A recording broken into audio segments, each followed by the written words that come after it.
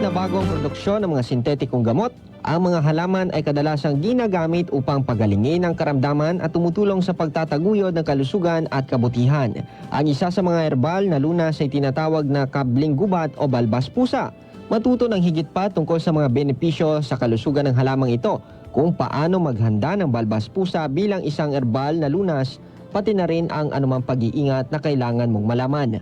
Ang balbas pusa ay isang popular na halaman na ginagamit bilang isang herbal na lunas sa Timog Silangang Asya.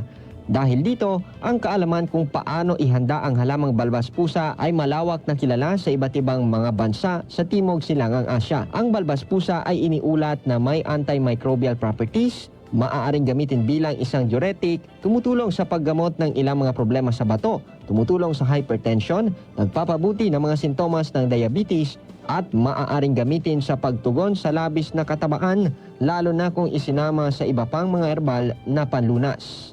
Halim Abbas, NDBC, Bida Balita.